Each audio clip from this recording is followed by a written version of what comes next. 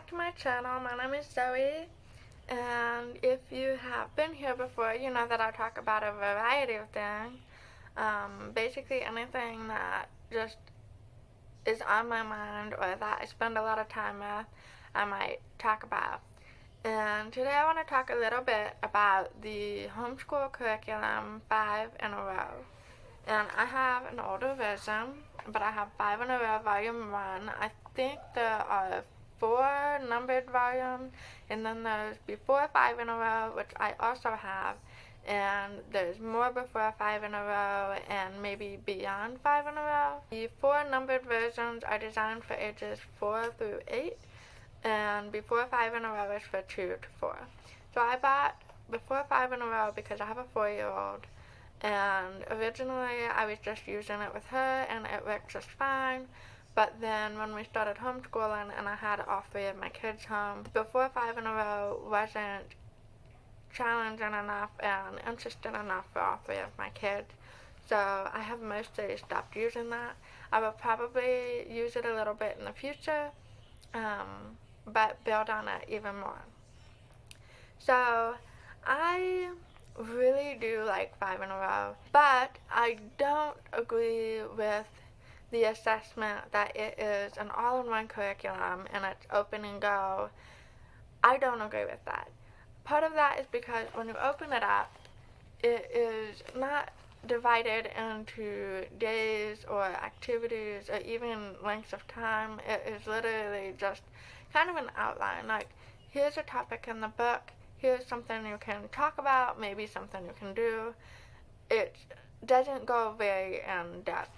So like for the science of thunderstorms, the only real suggestion for learning about thunderstorms is discuss it while you watch a thunderstorm, or try to smell the air during a thunderstorm and again afterwards and see if you can smell a difference in the air.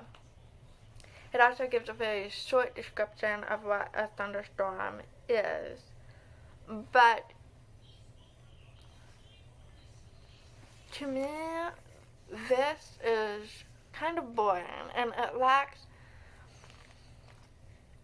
lacks activities and it lacks other resources.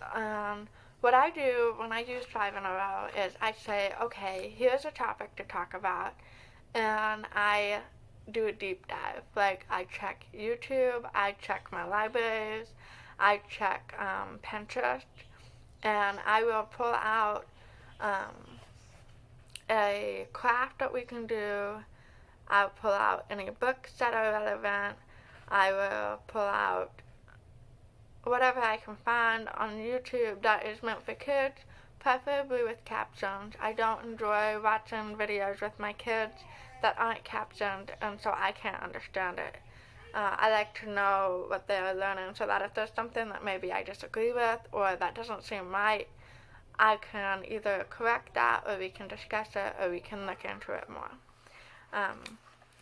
But I also wanted to talk about an experience I had. I was in a Facebook group for 5 in a row, and there was a mom on there that asked if 5 in a row would be all that she would need to homeschool, if it was open and go.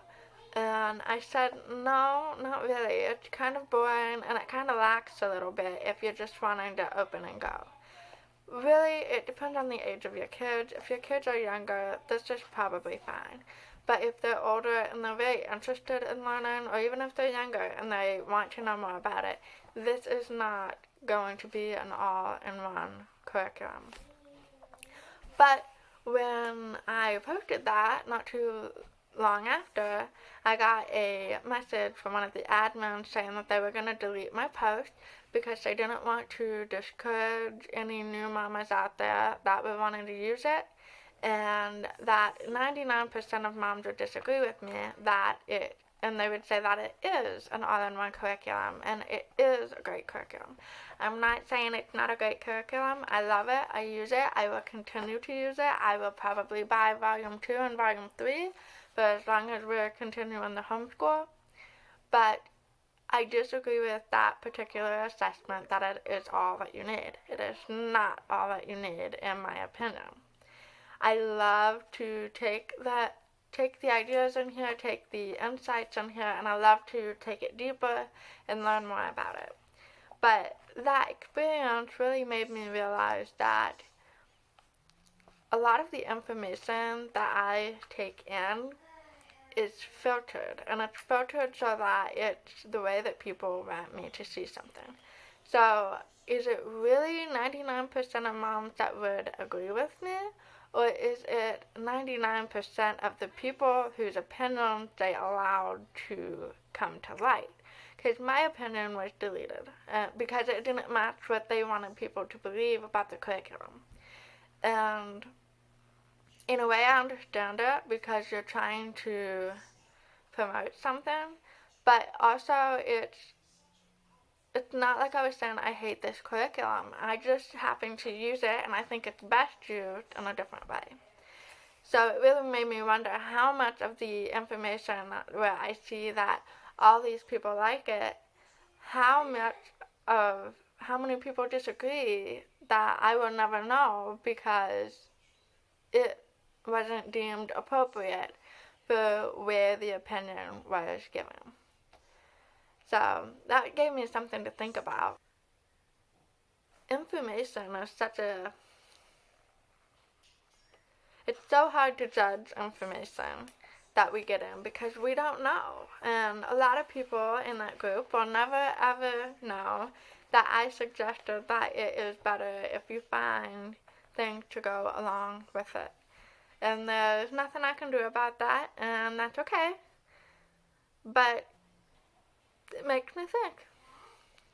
Anyways, you should take a look at 5 in a row, especially if you enjoy building unit studies, or even if you may not enjoy building unit studies, but you're really good with Google and searching for things. Like I said, like for Thunderstorm, I found a Magic School Bus episode that talks about storms. I found books, both fiction and nonfiction, that talk about storms. I found YouTube videos that talk about the science of thunderstorms. There's all kinds of resources out there to take what you find in here a little deeper. So, let me know if you've ever used 5 in a row. If you disagree with me and you think it's a fantastic all-in-one, let me know that too. Everybody's different things work for different people.